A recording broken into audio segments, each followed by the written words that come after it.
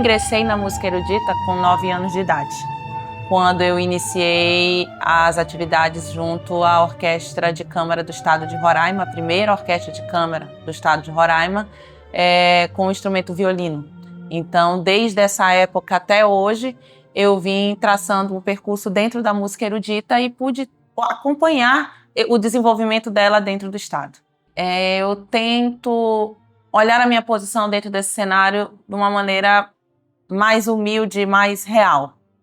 Porque, obviamente, que eu não tive acesso às escolas de ópera da Europa e etc. Então, assim, a minha formação, ela se deu dentro das possibilidades de acesso que a gente tem aqui no nosso país.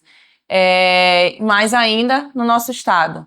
Então, eu acho que o papel que eu exerço é um papel de colaboração. Eu acho que, além de cantar, o que eu posso oferecer para colaborar com o desenvolvimento desse tipo de trabalho, eu procuro empreender esforços para alcançar isso.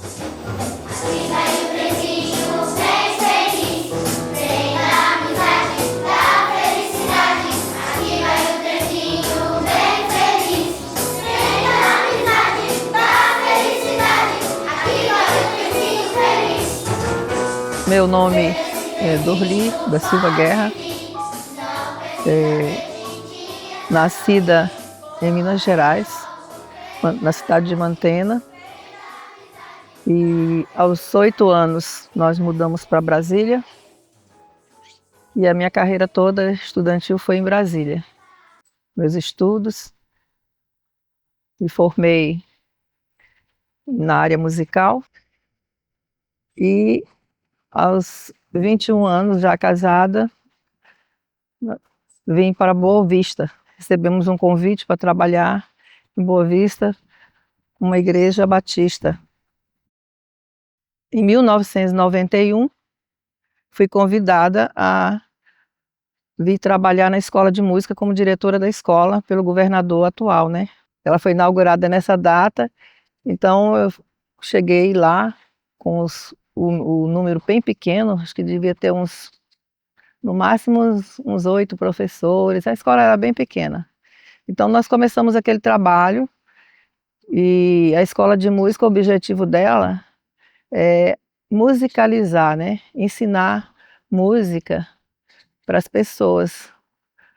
Que o ensino musical é muito importante na vida de todos nós, né? Ele desenvolve o nosso cérebro, né? Na época o governador dava muito apoio, ele colocava o ônibus para trazer as crianças do bairro para a escola de música, porque eles não conheciam nada, né?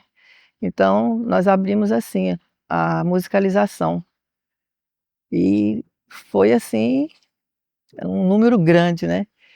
Então aí nós começamos a formar o coral, as crianças começaram a ser alfabetizadas musicalmente, ler partitura, né? Que o objetivo é esse, é musicalizar o ser humano, né?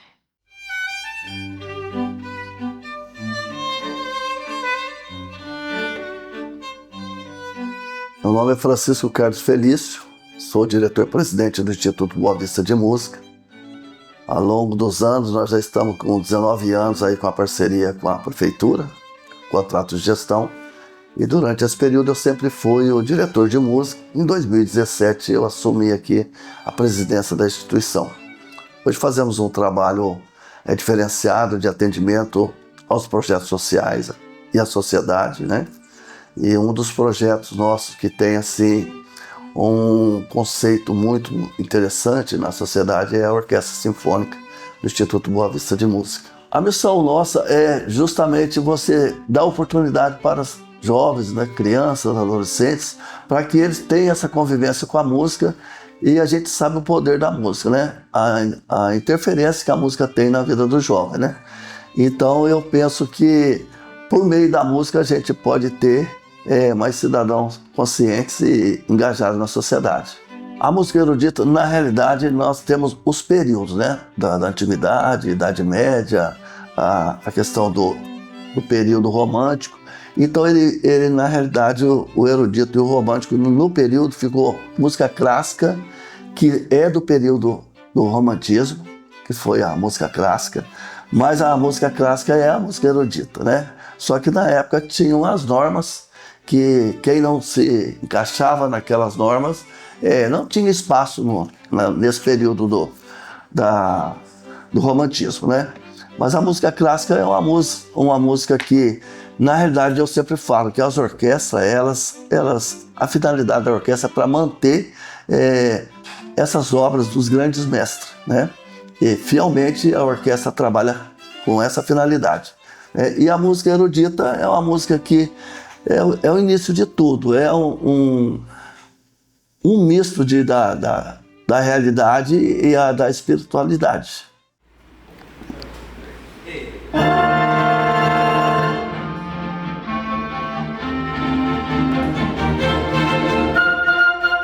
Na realidade, a orquestra sinfônica, ela compõe todos os instrumentos de cordas, percussão, metais, madeiras. Ela também tem as orquestras que são formadas com 60, 70, 80 músicos, às vezes até mais. O porquê desse número de componentes da orquestra? Então, devido ao instrumento que compõem essas orquestras. Então, uma orquestra de 60 músicos, elas não têm possibilidade de tocar algumas obras que necessitam de outros instrumentos, necessitam de um naipe maior de instrumentista. Então, são esse tipo de orquestra que a gente tem, 60 músicos, 70, 80, que essa de 80, ela consegue atender essas peças, essas obras dos mestres, ela consegue tocar.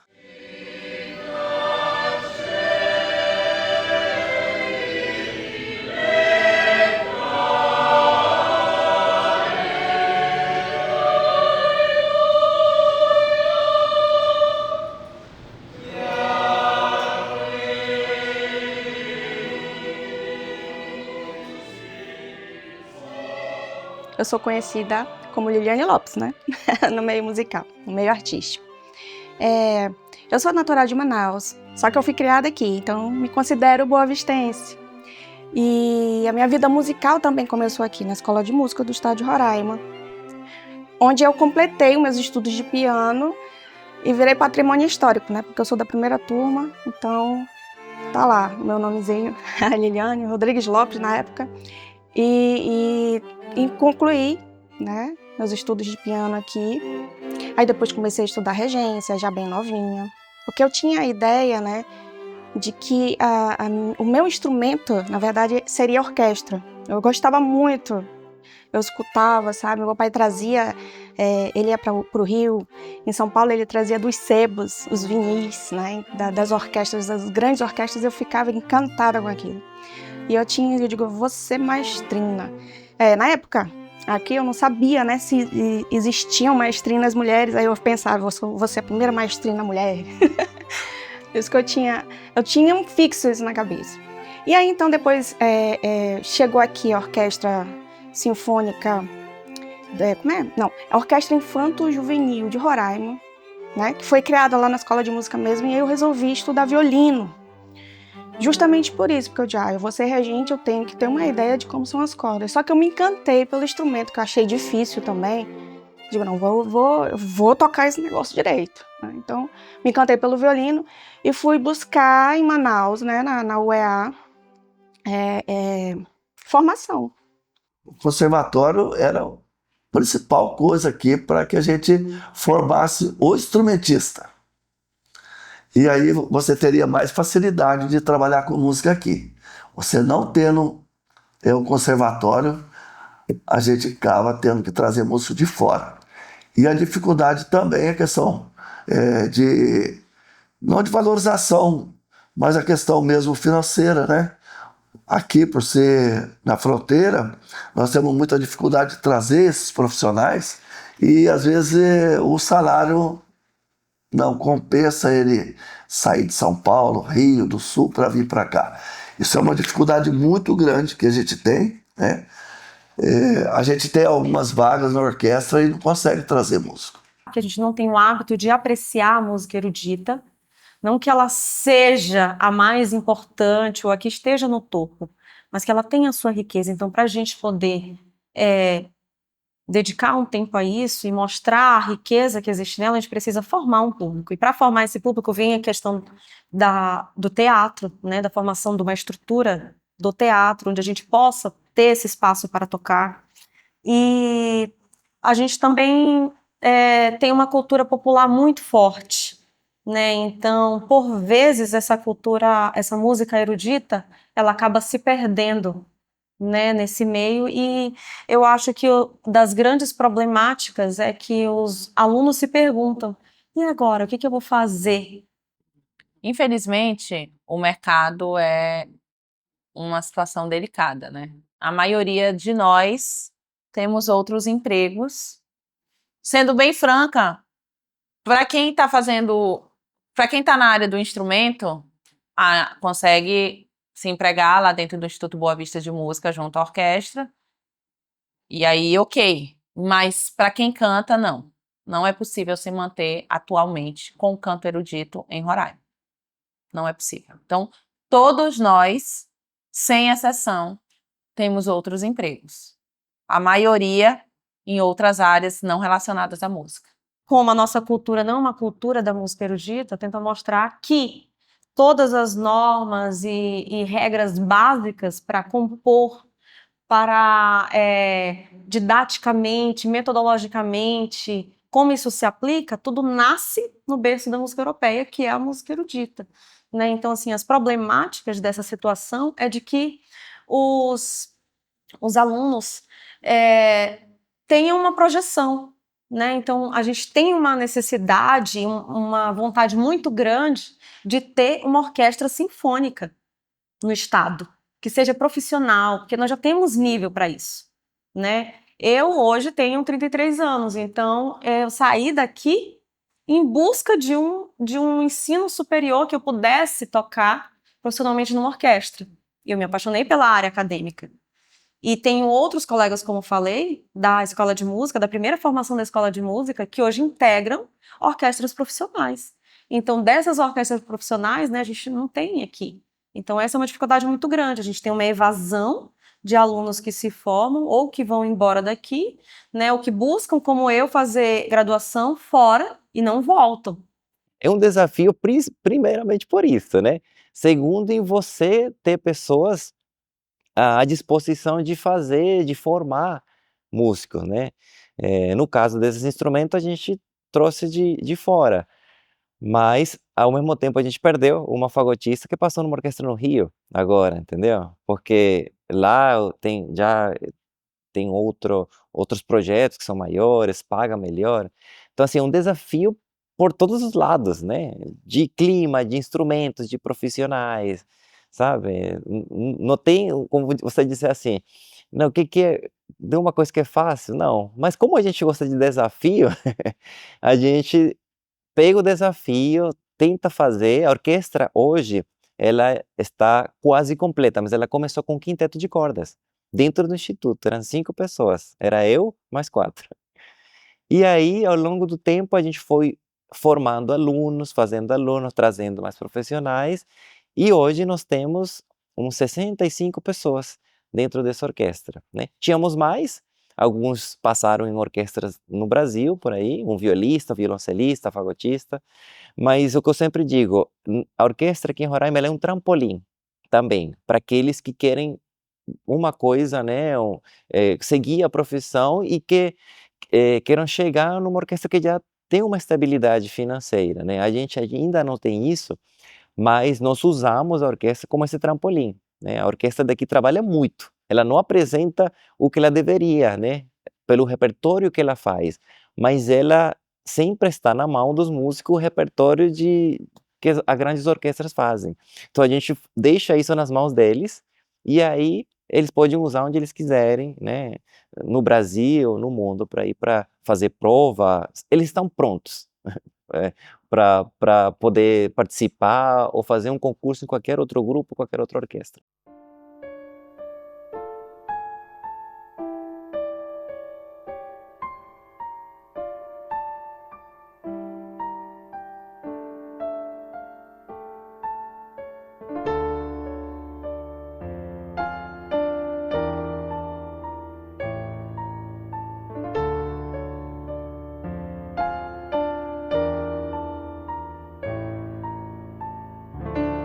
Olha, a pandemia afetou, olha, foi desastroso, né? Acho que para todo mundo.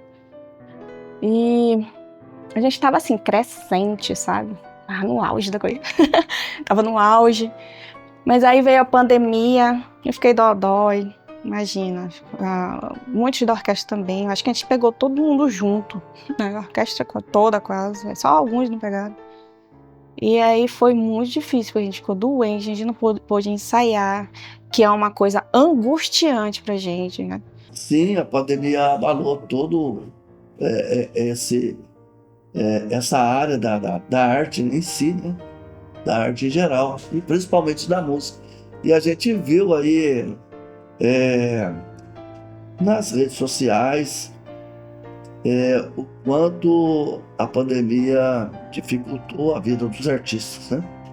Então sim, nós tivemos dificuldade, bastante dificuldade, inclusive até o Instituto, mesmo a gente tendo aula com os alunos, mas a questão do nosso contrato de gestão também houve um abalo sobre essa situação, né? Porque parou tudo, né? E apesar da gente fazer esse trabalho, dar continuidade no aprendizado com o aluno, muitos alunos não tinham possibilidade de fazer o acompanhamento. Isso aí atrapalhou muito. Muito, porque é muito complicado você dar uma aula online de instrumento, né?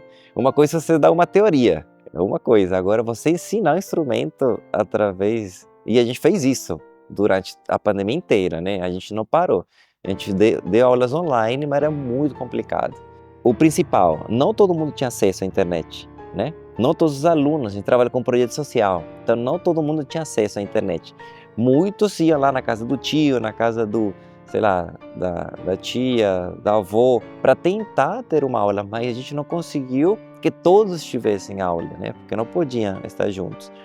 Mas o primeiro desafio foi esse, o acesso à internet, que não todos tinham, e o segundo desafio era você dar aula através de uma tela para um instrumento musical muito complicado. Não tem condições, a gente sofreu demais.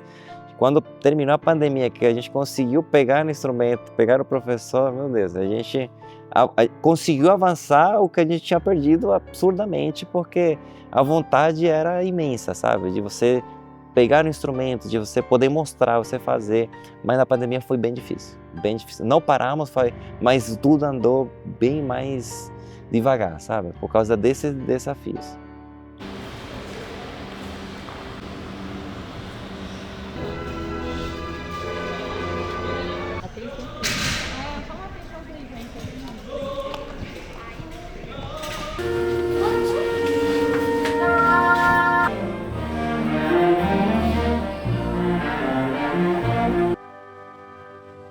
A experiência do Sinai Trancoso, para mim, tem uma coisa que me marca, porque primeiro que foi a primeira ópera que eu fiz e participei, e a primeira ópera eu já fui a protagonista, então isso para mim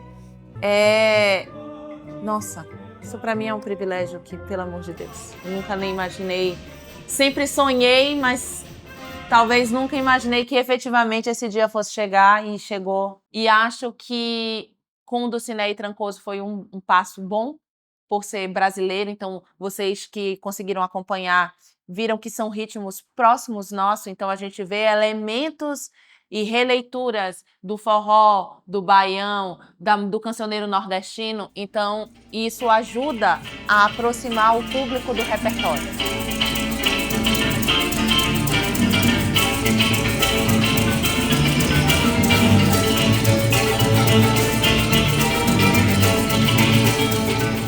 A Venezuela criou o sistema, né, que atendia toda a Venezuela, essa parte musical muito forte.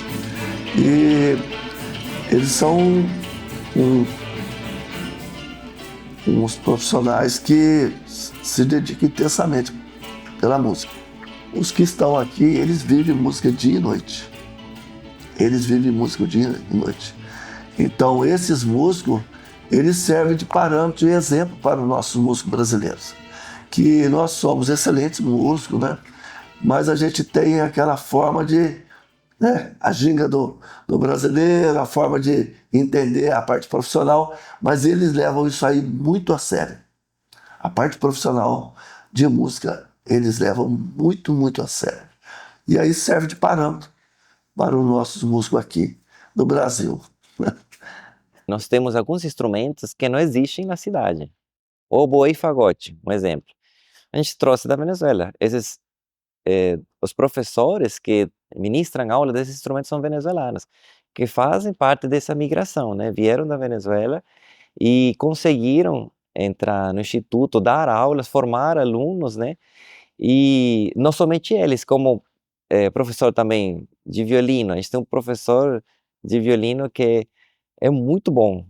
A gente conseguiu trazer ele por causa do que estava acontecendo lá, né? De todo aquele problema político. A Venezuela perdeu, mas a gente ganhou. Então, para a gente foi muito bom nesse sentido, né? Pensando em profissionais, porque a gente conseguiu trazer eles para cá e conseguiu formar mais alunos e instrumentos que a gente não, talvez não poderia, a gente não ia ter dentro da orquestra, entendeu? Então, assim, a migração, em parte, ajudou a gente a completar essa instrumentação que, que existe, né, dentro de uma orquestra sinfônica. Muitos que chegaram aqui, eles vieram diretamente para cá, músicos. Ah, a gente sabe da companhia, não sei o que, vieram, né, diretamente para cá. E pra gente é uma felicidade, né? Porque como músico, assim, culturalmente falando, é uma bênção. Eles vão trazendo bagagem que eles têm musical de lá, entendendo? Trazendo a cultura, a bagagem, todas as possibilidades musicais que ele tem. A maneira de tocar é diferente também, sabe? Eles têm um feeling diferente da gente, né? Não é aquela, é caliente. Eles têm um feeling diferente, sabe? E isso enriquece muito também na hora do grupo, entende? E outra, né? Outra língua. O nosso era portunhol, né? Agora nós outros hablamos espanhol. É diferente. É diferente. Agora a gente fala mesmo espanhol. Antes é portunhol. É o comedor, não, é ele comedor. Né? Agora a gente sabe falar. Então foi muito boa, teve muitos, inclusive teve trombonista, violoncelista, baixista, deixa eu ver, violinista. Eu acho que em cada naipe tem venezuelanos aqui na companhia. Eles só vieram contribuir, na verdade. Foi uma benção mesmo.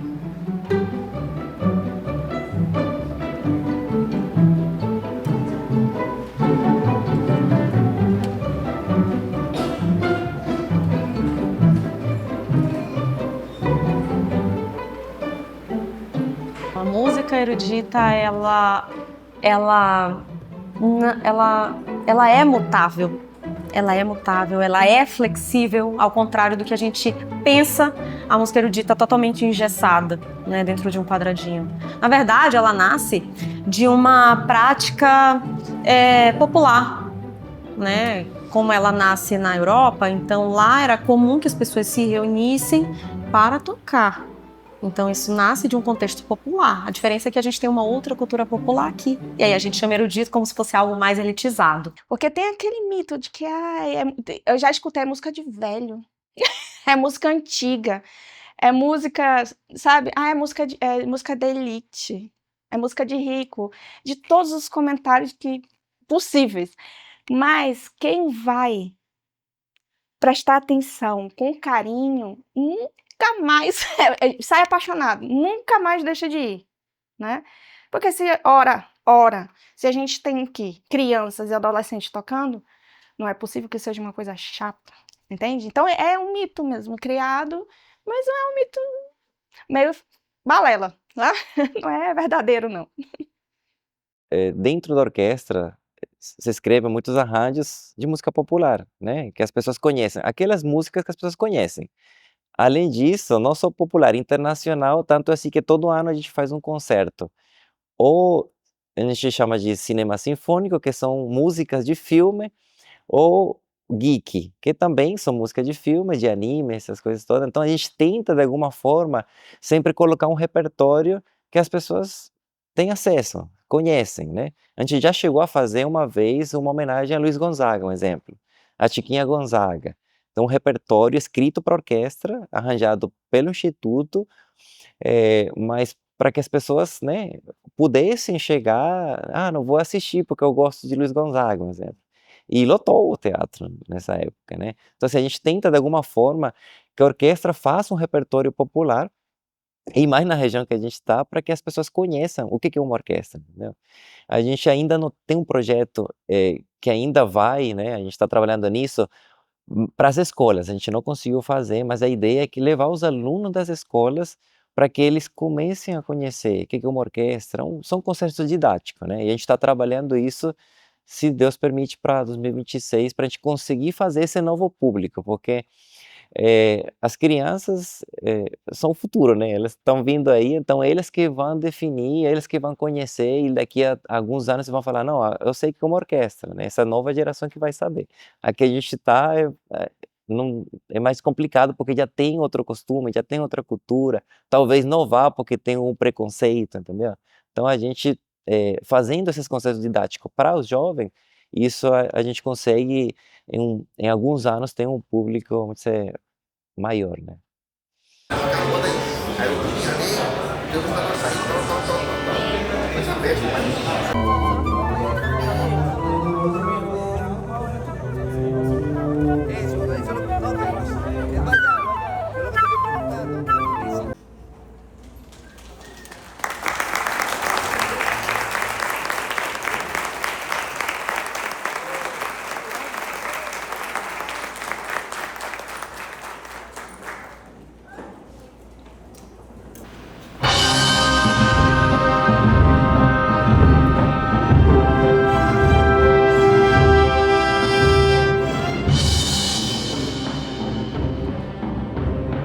O SESC é uma grande rede e nós fomos convidados pelo Rio Grande do Sul, porque o Rio Grande do Sul já tinha um festival, desenvolve já há mais de 13 anos.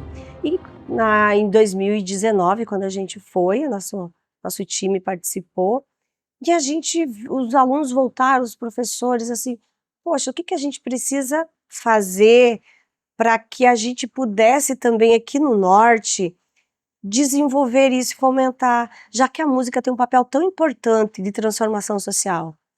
E aí a gente foi buscar a base, né, de equipe técnica e fazer com que o desafio maior, fazer com que depois a gente criasse o nosso próprio festival. Então a gente sai de dentro da nossa estrutura, a gente sai de dentro do teatro, a gente vai para a rua, vai para os outros municípios, onde a gente tem unidade, e fazendo com que as pessoas tenham essa possibilidade de ter essa imersão, de mostrar, porque eu não gosto, mas tu conhece? Então como é que a gente vai querer que as pessoas gostem de algo? Isso é uma comida para tudo se ela não prova antes. Então a ideia de sair, ir ao encontro, é de incluir, de fazer com que as pessoas degustem, tenham essa experiência. Qual foi a sua experiência? E que também trazer um estado de presença. Que sentimento é esse? Despertar, porque às vezes as pessoas estão tudo piloto automático também, né? Nós às vezes estamos. E aí a gente se dá conta, o que eu estou vivendo agora? Como foi essa experiência? Fazer uma reflexão também sobre isso. Então, foi muito bacana a gente se dar conta de ir ao encontro da sociedade.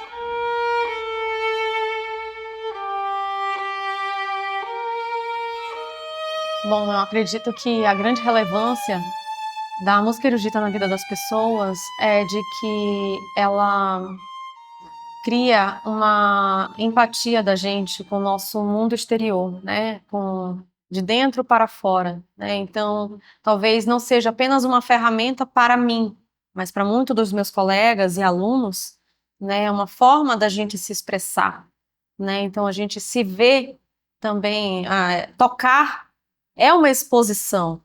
Às vezes a gente pensa assim, né, durante o período de escola, nossa, falar, apresentar um seminário é se expor, mas você se expõe muito mais quando você toca, porque você precisa estar livre de qualquer amarra mental ou física para tocar algo que você imagina na sua cabeça. Se a arte é feita para satisfazer o interesse único e exclusivo do artista, ela perde totalmente a razão de ser.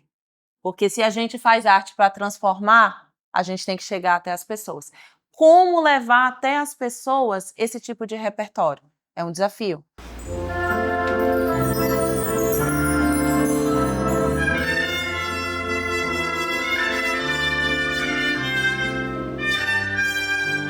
Deus usou a música para salvar minha vida, né? Foi através da música que eu consegui enxergar o que eu falei, né? O que a gente sente, a gente vê também com os nossos alunos. Enxergar além daquilo que a gente não consegue ver, entendeu? Eu já falei que a gente ficou numa situação de vulnerabilidade, né, familiar, quando o meu pai saiu de casa. Eu tinha 9 anos de idade, foi na época que eu entrei na música praticamente. Então, se não fosse a música, né, na minha vida, eu acho que ia ser mais difícil aquele momento, né? Todos aqueles anos que a gente, que eu acho que você precisava, né, de um apoio, vamos dizer assim, né? Graças à música, eu consegui viver, vamos dizer assim, né? Ter uma vida de uma criança, de um adolescente, de um jovem saudável, né? A gente sabe que hoje em dia a gente tem de vários lugares, alguns convites, né? Mas sempre a música, ela estava por cima desses outros convites. Então sempre a música me puxava para o lado do bem, vamos dizer assim, né? E a música faz isso. Pelo menos dentro desse mundo erudito, ela sempre vai fazer isso. Eu digo isso pela experiência que eu tenho. Então, através da música, eu consegui não somente ter uma profissão, mas até hoje eu só faço isso. Então, desde eu comecei com 9 anos, hoje eu tenho a minha família, hoje eu trabalho com isso. Então, a música me deu tudo até hoje.